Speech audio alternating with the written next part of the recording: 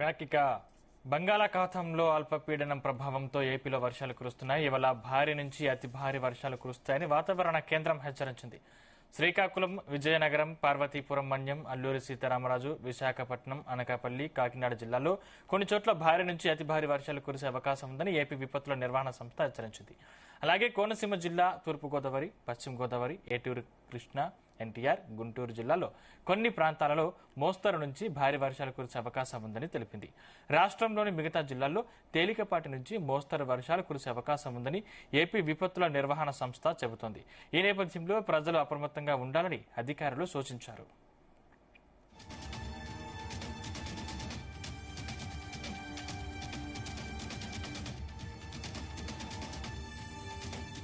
మరోవైపు భారీ వర్షాలతో కృష్ణానదిలో వరద ప్రవాహం పెరుగుతోంది. ప్రకాశం బ్యారేజీ వద్ద ఆదివారం సాయంత్రం 5 గంటల సమయానికి ఇన్ఫ్లో, అవుట్ఫ్లో 2.87 లక్షల క్యూసెక్కులుగా ఉంది. అయితే వర్షాల నేపథ్యంలో మొదటి ప్రమాద హెచ్చరిక స్థాయి వరకు చేరుకునే అవకాశం ఉందని ఏపీ విపత్తుల నిర్వహణ సంస్థ తెలిపింది. అలాగే ధవళేశ్వరం వద్ద గోదావరి వరద ప్రవాహం 4.07 లక్షల క్యూసెక్కులుగా ఉందన్న ఏపీ విపత్తుల నిర్వహణ సంస్థ నదులు పొంగిపొర్లి వాగులు, కాలువలు దాటే ప్రయత్నం చేయవద్దని సూచించింది. లోతట్టు ప్రాంత ప్రజలు జాగ్రత్తలో ఉండాలని అప్రమత్తం చేసింది. రైట్, ఇదే అంశానికి సంబంధించిన మరింత పూర్తి సమాచారం మా ప్రతినిధి నాగేశ్వరరావు అందిస్తారు. నాగేశ్వరరావు. Sandeep, good morning. ఆంధ్రప్రదేశ్ రాష్ట్రాన్ని ఆ వానలు వీడేటట్లు కనపడట్లేదు. మరొకసారి ఆంధ్రప్రదేశ్ వాతావరణ శాఖ 5 జిల్లాలకు రెడ్ అలర్ట్ ప్రకటించిన పరిస్థితి ఏర్పడింది. విశాఖ, అనకాపల్లి, కాకినాడ, కోనసీమ, పశ్చిమ గోదావరిలో కుంభవృష్టి కురిసే అవకాశం ఉందని వాతావరణ శాఖ హెచ్చరించడంతో అక్కడ మేఘానికి చిల్లు పడిద్దా అన్న సంధాన ప్రజలు ఎదురు చూస్తున్నారటంలో ఎటువంటి సందేహం లేదు. ముఖ్యంగా అల్పపీడనం వాయుగుండం అయ్యే ఛాన్స్ ఉందని ఓడరేవుల్లో 3వ నెంబరిక హెచ్చరిక అయితే జారీ చేశారు. ముఖ్యంగా మత్స్యకారులు ఎవరు కూడా వేటకు వెళ్లొద్దని సూచించిన పరిస్థితి ఉంది. ఖచ్చితంగా ప్రతి ఒక్కళ్ళు కూడా విపత్తు సంస్థల టోల్ ఫ్రీ నెంబర్లు ప్రతి ఒక్కళ్ళు కూడా వేసుకోవాలని చెప్పి కూడా వాతావరణ శాఖ చెప్పిన పరిస్థితి ఉంది. విపత్తుల వాతావరణ శాఖ టోల్ ఫ్రీ నెంబర్ వేసుకొని ఎక్కడ ఇబ్బంది వచ్చినా కానీ ఖచ్చితంగా సమాచారం అందిస్తే ఆ ప్రజలను తక్షణమే ఆదుకునే ప్రయత్నం ప్రభుత్వం చేస్తుందని కూడా చెప్పడంతో ఎంత విపత్తు రాబోతుంది అనేది కూడా అర్థమవుతున్న పరిస్థితి ఉంది. 5 జిల్లాలకు కూడా ఆ రెడ్ అలర్ట్ ప్రకటించిన పరిస్థితి ఉంది. ముఖ్యంగా ఉత్తరాంధ్ర, దక్షిణ ఒడిశాకు ఆనుకొని పశ్చిమ మధ్య వాయువ్య బంగాళాఖాతంలో ఆదివారం అల్పపీడనం ఏర్పడింది. ఇది పశ్చిమ వాయువ్యంగా పైనుంచి సోమవారం నాటికి వాయుగుండంగా బలపడనుంది. అయితే ముఖ్యంగా ఆ తర్వాత 24 గంటల్లోనే ఉత్తరాంధ్ర, దక్షిణ ఒడిశా మధ్యం తీరం దాడి ఛత్తీస్గఢ్ దిశగా ప్రయాణించే అవకాశాలు కనపడతా ఉన్నాయి. ముఖ్యంగా ఈ నేపథ్యంలోనే ప్రతి ఒక్కరు కూడా అలర్ట్ గా ఉండాలని, ప్రతి ఒక్కళ్ళు కూడా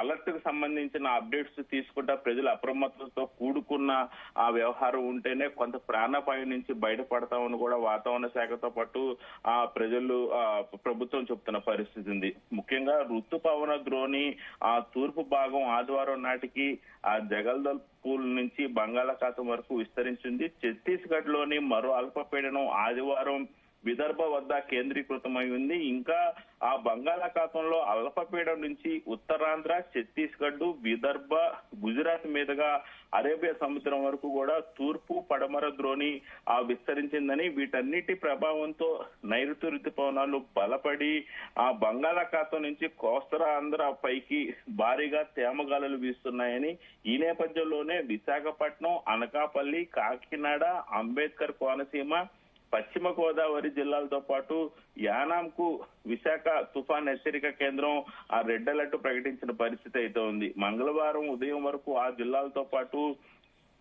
పలు జిల్లాల్లో కుంభవృష్టి, మరికొన్ని చోట్ల భారీ నుంచి అతి భారీ వర్షాలు కురుస్తాయని వాతావరణ శాఖ తెలిపింది. ఆదివారం ఉత్తరాంధ్రలో అనేక చోట్ల భారీ నుంచి అతి భారీ వర్షాలు కురుస్తాయని, కోస్తాలో మిగిలిన ప్రాంతంలో రాయలసీమలోనూ తేలికపాటి వర్షాలు పడే అవకాశాలు ఉన్నాయని, ఆ సోమవారం ఉదయం నుంచి మంగళవారం ఉదయం వరకు విశాఖపట్నం, అనకాపల్లి, కాకినాడ, యానాం, అంబేద్కర్ కోనసీమ, తూర్పు గోదావరి, పశ్చిమ గోదావరి, ఏలూరు, ఎన్టీఆర్, గుంటూరు జిల్లాల్లో అక్కడక్కడ క్రమవృష్టి, కోస్తాలోని మిగతా జిల్లాల్లో భారీ నుంచి అతి భారీ వర్షాలు కురుస్తాయని, ఇంకా రాయలసీమలోని తిరుపతిలో భారీగా మిగిలిన జిల్లాల్లో విస్తారంగా వర్షాలు కురవచ్చని, సముద్రం అల్లకల్లోలంగా మారిందని ఆ వాతావరణ శాఖ హెచ్చరించిన పరిస్థితి ఉంది. ముఖ్యంగా మత్స్యకారులు చేపల వేటకి వెళ్లరాదని తుఫాను కేంద్రం హెచ్చరించిన పరిస్థితి ఉంది. అలాగే విశాఖపట్నం, గంగవరం, కాకినాడ, మచిలీపట్నం, నిజాంపట్నం, కృష్ణపట్నంలో 3వ నెంబరు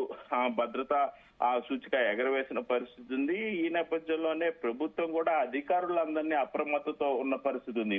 అల్పపీడనం వాయుగుండంగా మారే అవకాశం ఉన్నందున హోంమంత్రి వంగల్పూడి అనిత కూడా ఆదివారం సాయంత్రం జిల్లా కలెక్టర్లతో సమీక్షా సమావేశం నిర్వహించారు. అత్యవసర సేవల కోసం జిల్లాల్లో కంట్రోల్ రూములు కూడా ఏర్పాటు చేయాలని హోంమంత్రి అనిత ఆదేశించిన పరిస్థితి ఉంది. అవసరమైతే ఎన్డీఆర్ఎఫ్, ఎస్డీఆర్ఎఫ్ బృందాలు రంగంలోకి దిగాలని, వారు కూడా అప్రమత్తంగా ఉండాలని కూడా సూచించిన పరిస్థితి ఉంది. ప్రజలకు అత్యవసరమైతే విపత్తుల సర్వీస్ నెంబరు, టోల్ ఫ్రీ నెంబర్లు కూడా ప్రజలు సంప్రదించాలని కోరారు. ముఖ్యంగా విపత్తుల టోల్ ఫ్రీ నెంబర్ వచ్చేసి 1800-425-0101 లో సంప్రదించాలని కోరారు. అలాగే లాస్ట్ లో 122 గాని 1070 నెంబర్లు కూడా సంప్రదించాలని సూచించిన పరిస్థితి అయితే ఉంది. ముఖ్యంగా ఏదైతే అల్పపీడన ప్రభావం స్థిరంగా ఉంటుందని, నెమ్మదిగా కదులుతుందని కూడా వాతావరణ శాఖ హెచ్చరించిన పరిస్థితి అయితే ఉంది.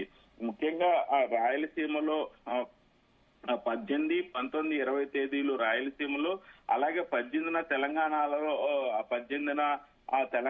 18, 19 భారీ వర్షాలు కురుస్తాయని, అలాగే ఇవాళ రాయలసీమలో అక్కడక్కడ అతి భారీ వర్షాలు కురిసే అవకాశాలు ఉన్నాయని కూడా తెలిపిన పరిస్థితి ఉంది. తెలంగాణలో మరో 5 రోజుల పాటు తేలిక నుంచి మోస్తారు వర్షాలు కురిసే అవకాశాలు కూడా ఉన్నట్టు, 19వ తేదీ వరకు గాలి వేగం గంటకి 40 నుంచి 50 కిలోమీటర్లు కూడా ఉండేటట్టు చూస్తున్న పరిస్థితి అయితే ఉంది. ముఖ్యంగా ఆంధ్రప్రదేశ్ లో రోజంతా మేఘాలు ఉంటాయని, కోస్తాంధ్ర, ఉత్తరాంధ్రలో ఉదయం నుంచి సాయంత్రం వరకు మోస్తారు నుంచి భారీ వర్షాలు కురుస్తాయని, అయితే ఇవాళ రాత్రికి వర్షాలు తగ్గే అవకాశం కూడా ఉండే పరిస్థితి ఉందని కూడా వాతావరణ శాఖ చెప్తున్న పరిస్థితి ఉంది. రాయలసీమలో మాత్రం ఇవాళ అక్కడక్కడ జల్లులు, మోస్తరు వర్షం కురిసే ఛాన్స్ ఉందని, కొన్ని ప్రాంతాల్లో వాన పడని పరిస్థితి కూడా ఉంటుందని కూడా తెలిపిన పరిస్థితి ఉంది. ముఖ్యంగా వాన పెరగటానికి బలమైన సుడి కారణమని, అది ఉదయం నుంచి సాయంత్రం వరకు కూడా ఉంటుందని, మధ్యాహ్నం వేళ సుడి తీవ్రత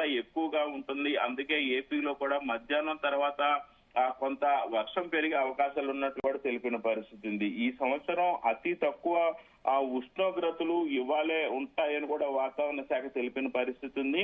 అలాగే తెలంగాణలో 22 నుంచి 26 డిగ్రీల సెల్సియస్ ఉంటుందని, ఆంధ్రప్రదేశ్ లో 26 నుంచి 28 సెల్సియస్ డిగ్రీల ఉష్ణోగ్రత ఉంటుందని, ఆ తేమ మాత్రం బాగా పెరిగిందని, పగటి వేళ తెలంగాణలో 88% ఉండగా ఆంధ్రప్రదేశ్ లో 85%గా ఉంటుందని కూడా తెలిపిన పరిస్థితి ఉంది. ఈ నేపథ్యంలోనే ఈ సంవత్సర అధికారంలో మొత్తం మీదుగా ఈ రోజే అతి తక్కువ ఉష్ణోగ్రత నమోదయ్యే అవకాశం కూడా ఉన్నట్టు తెలిపింది. రాత్రి వేళ తెలంగాణలో 91%, ఆంధ్రప్రదేశ్ లో 85% ఉంటాయని, దీన్ని బట్టి మనకు అర్థమయ్యేది 3 విషయాలని తెలుపుతుంది. ముఖ్యంగా రోజంతా వానలు తప్పవు, రాత్రి వేళ మరింత ఎక్కువగా ఉంటాయి.